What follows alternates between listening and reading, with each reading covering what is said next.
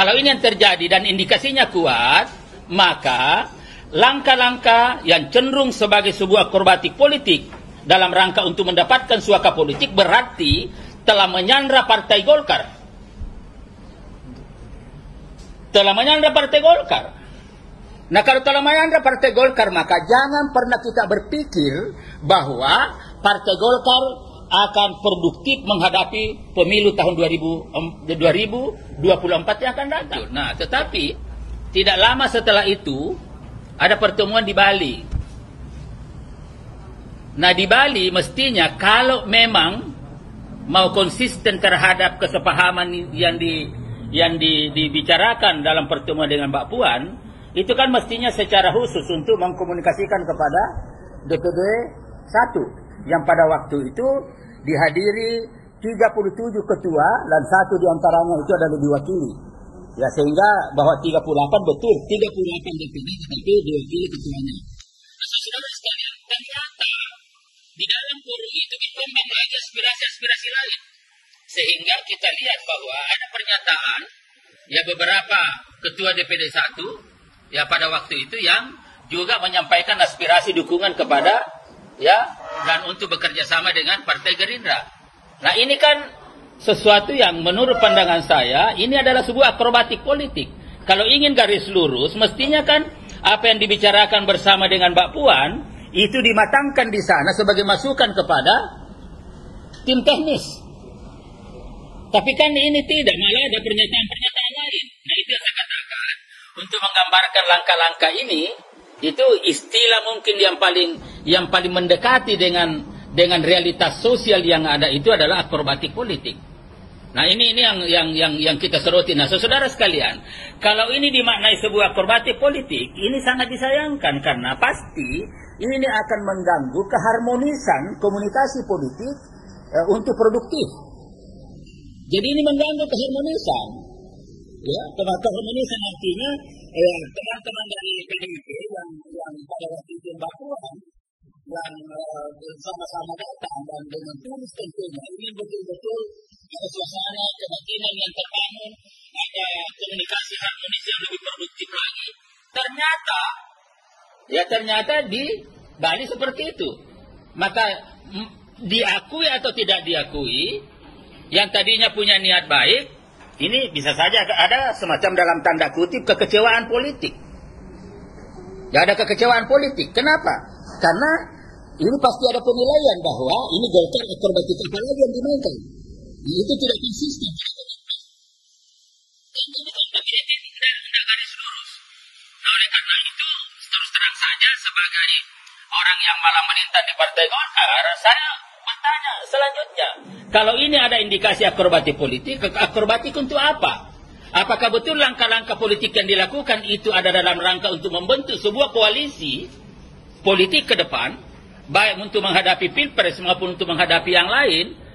Ya, apakah ini koalisi politik yang dimasukkan atau hanya sekedar kiri kanan lalu yang diinginkan sebenarnya di balik itu adalah suaka politik?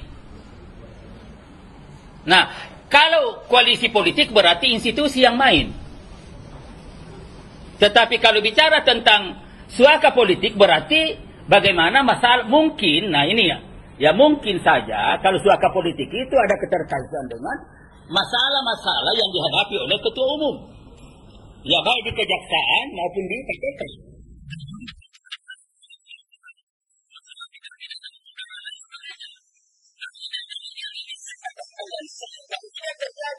Sangat disayangkan berarti kalau ini yang terjadi dan indikasinya kuat, maka langkah-langkah yang cenderung sebagai sebuah akrobatik politik dalam rangka untuk mendapatkan suaka politik berarti telah menyandra Partai Golkar.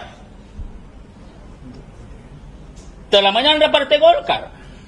Nah, kalau telah menyandra Partai Golkar, maka jangan pernah kita berpikir bahwa Partai Golkar akan produktif menghadapi pemilu tahun 2024 yang akan datang.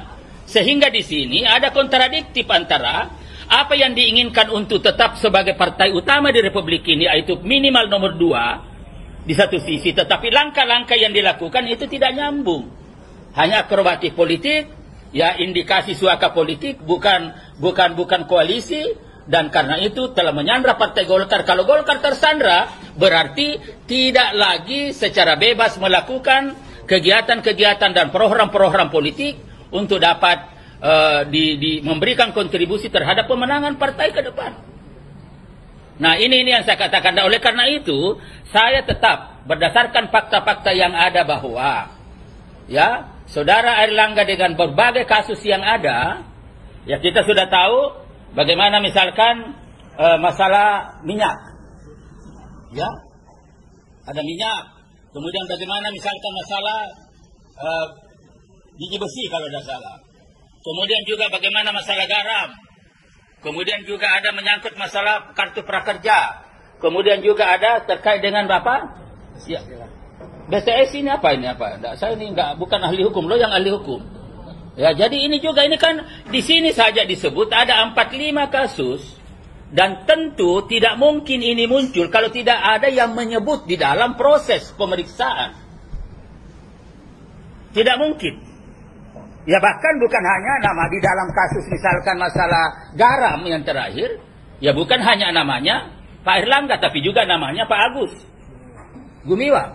Nah ini kan semua. Nah kalau misalkan ini kita biarkan begitu, ya biarkan begitu, maka ini jelas-jelas tidak lagi cukup untuk melakukan suatu langkah-langkah untuk mengatasi dalam jangka waktu 8 bulan ke depan.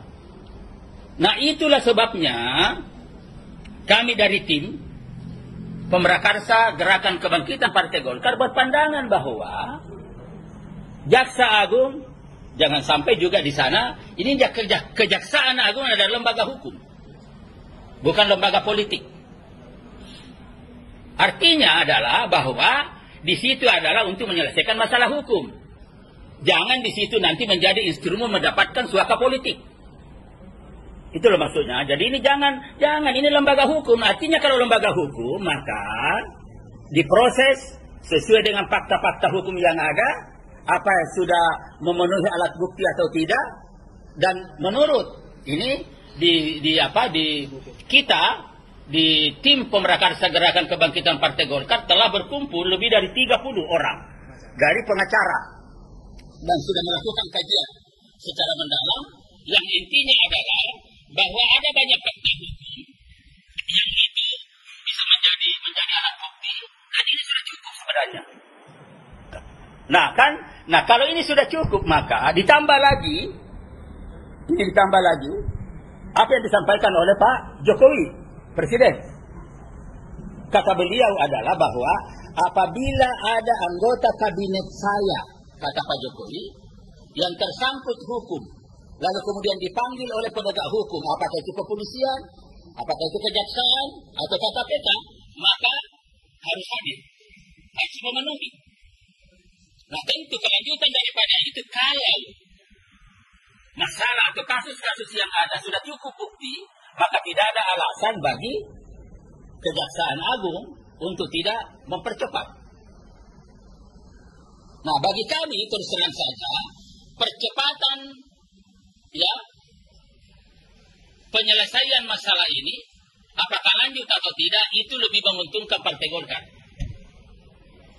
Ya, lebih menguntungkan Partai Golkar. Tetapi kalau semakin lama digantung-gantung ini, semakin merugikan Partai Golkar. Dan itulah sebabnya saya katakan, berdasarkan list kasus-kasus yang terkait dengan nama Ketua Umum DPP Partai Golkar, Saudara Airlangga Hartarto, yang diduga ada keterlibatan, maka ini telah menjadi beban berat bagi Partai Golkar.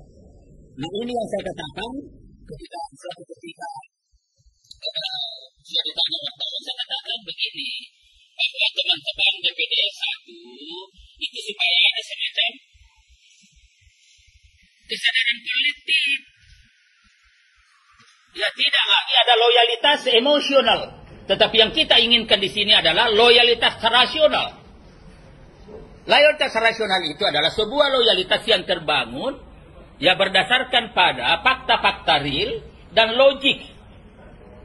Jangan dikait-kaitkan bahwa nanti bagaimana kaitannya dengan caleg, bagaimana kaitannya dengan masalah kepemimpinan. Tidak bisa. Yang kita inginkan di sini kalau mau produktif adalah